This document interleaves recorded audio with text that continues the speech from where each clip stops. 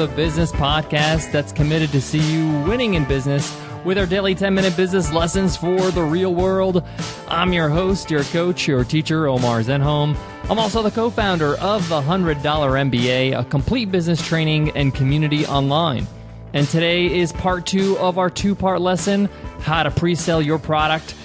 In today's lesson, we're going to dive deep into marketing your pre-sale, how to drive traffic to your actual sales page, how to make sure your sales page is ready for customers to buy, what are some tools you can use to actually charge your customers, what to do in the meantime before you release a product with your customers, and of course, the release of your product. We'll go through all those things in today's lesson. We got a lot to cover, guys, so let's get down to business.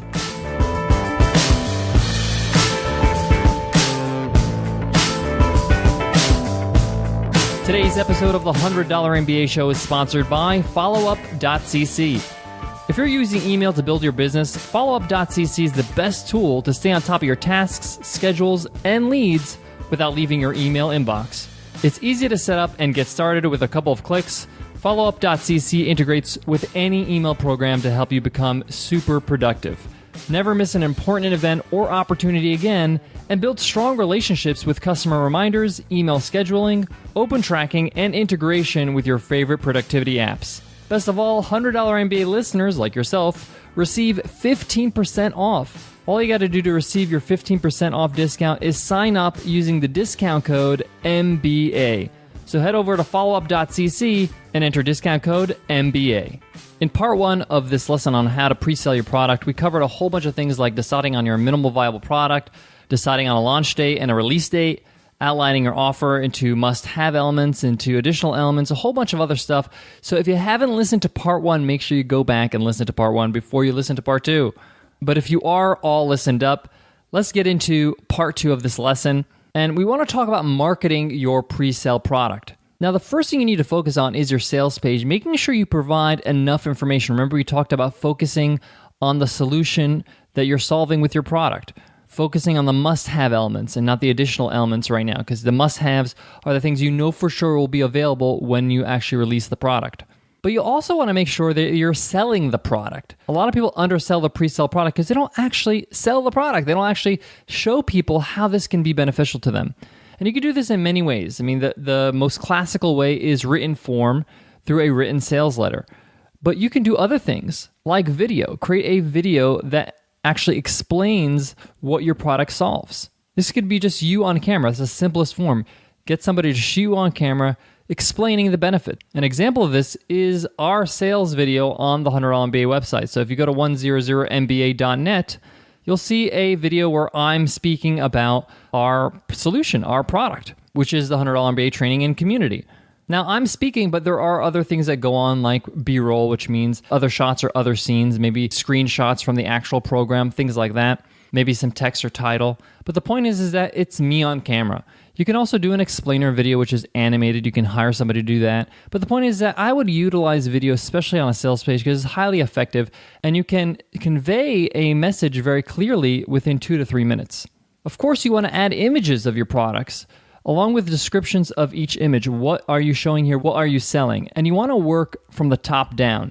So big picture, what's the problem? What's the solution? How are you going to solve it? How will the user benefit from this solution? What does their life look like after they use your product? You really want to show a before and after in your sales page. Now, there's some controversy, or there are some differences of opinion when it comes to how long your sales page should be. Some people think the longer the better. Some people say, no, too long is not too good, because then people never get to the bottom and they give up, and people want to go to the bottom or actually want to complete the sales page. I don't mind a long sales page as long as it's reasonable. I understand when people say it's too long, when things are like constantly scrolling forever and that scroll bar is like a dot. But I feel if somebody can get through the sales page within 4 to 5 minutes, I think it's pretty good, including the actual video. So they watch the video, they go through the sales page, they're probably just going to browse through and read the headlines, look at the pictures.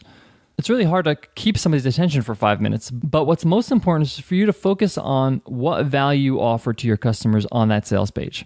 Now, how do you actually sell your product? Like, how do you actually take money from people? Now, we mentioned many solutions on the show before, but one of them is Gumroad. And you can check that out at gumroad.com. And Gumroad allows you to do pre-sales, so they'll collect the money for you and then they'll release the money to you once the actual sale is done, or when the users or the buyers actually receive their product. And you can actually set a release date where you release the product and you can upload the product to Gumroad and Gumroad will deliver it to them.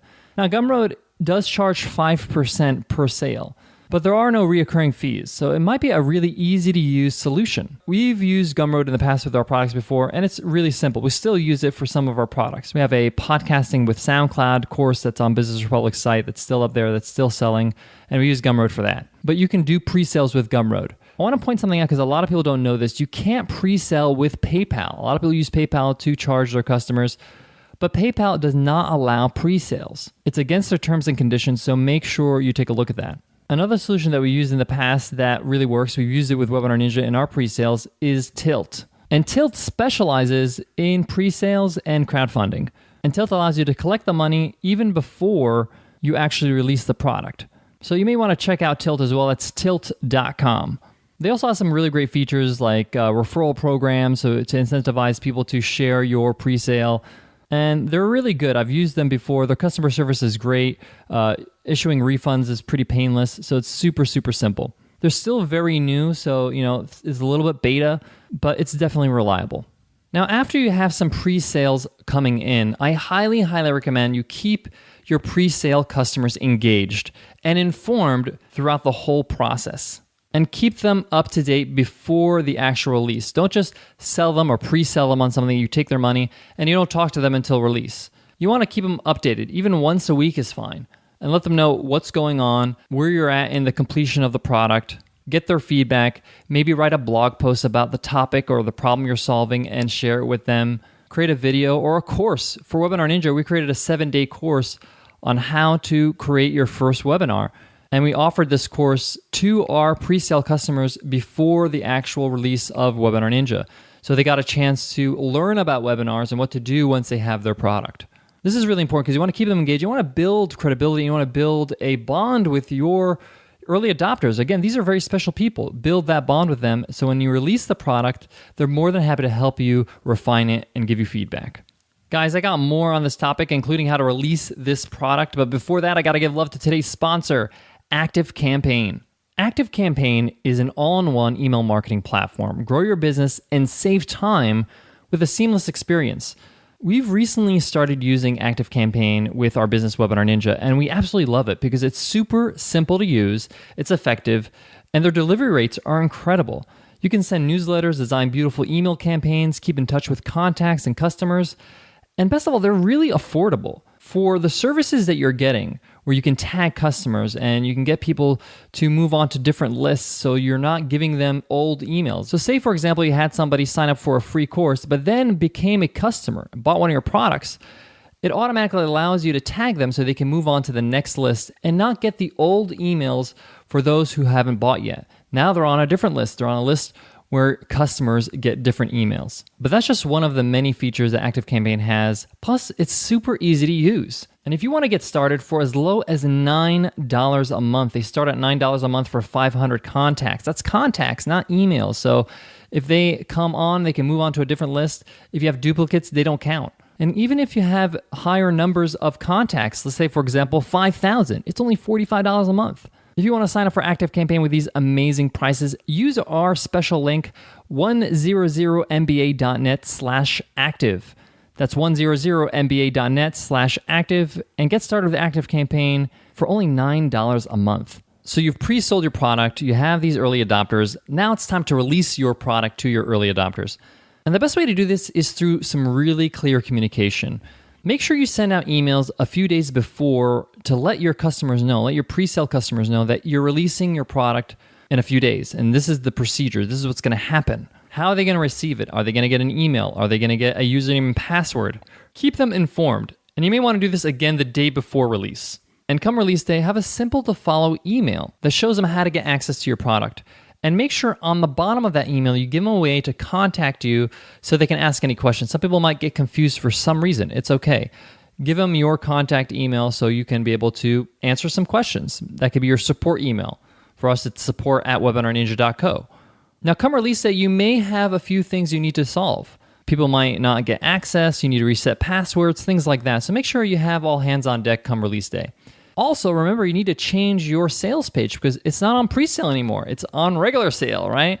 So one, you got to change the price, not only on your sales page, but with your payment provider. And you got to change the copy to reflect the fact that you're not on pre-sale. Now, you can actually do this by duplicating your sales page a few days before the actual release day and do a modified version of that sales page that reflects the fact that they're not in pre-sale anymore. And then just switch out that page with the other page as your home page or as your sales page. And that way, come release day, you don't have to do any editing. It's all edited. It's all ready to go. You've done all the links properly to the new payment processing or the new price, things like that. Switch out the new page and you're ready to go. Now, once the product is released, you need to make sure that you're in good communication with your customers, not only the pre-sale ones, but the ones that are coming in new. Get as much feedback as possible from them so you can continue to improve the product. When we released Webinar Ninja, we got a whole lot of great feedback. And we released new updates frequently, letting them know that we took on their feedback and we've improved things. I mean, the first few weeks we had update emails 4 times a week. Now we're down to once a week because, there's less updates happening because improvements have been made very rapidly, but we still want to keep them informed what's going on. So communication is key when you release. All right, guys, that kind of wraps it up. That's pre-sales for you. From this point on, it's just sales. And we have other episodes on that topic on the $100 MBA show. Just scroll through and take a look at all the episodes we have. I hope you enjoyed it. I enjoy teaching it because it's something that a lot of people don't really know about or really haven't experimented with. If you found it useful, if you found a great takeaway, you learned something new in this lesson or yesterday's lesson, please let us know through an iTunes rating and review. If you're on your iPhone, just tap the cover art and click on the link that says give us a rating and review. The rest is a piece of cake. If you're on your computer, just go to 100mba.net/show and you'll find detailed instructions there. So thank you in advance for that iTunes rating and review and letting us know your takeaways. Guys, I want to leave you with this. I like the idea of pre-selling a product because it stretches out the creation of a product or the process of creating one in a slow and strategic way. You're learning along the way. You're learning of ways to improve. You're getting questions during the pre-sale period, so you know that you need to add these things to your sales page, or maybe even add it to the actual product, either now or after release. For Webinar Ninja, we have tons of suggestions. We have a spreadsheet with lots and lots of suggestions for improvement. A lot of them we've already implemented. Some of them are still there on the back burner because they're not on the high priority, but they're there because eventually we're going to get there, and we will add that feature or improvement. So take it as a learning process and see this process as an incubator or a lab where you can create the best product through the process. All right, guys, I hope that helps, and I hope to see you in tomorrow's episode. I'll see you then, guys. Take care.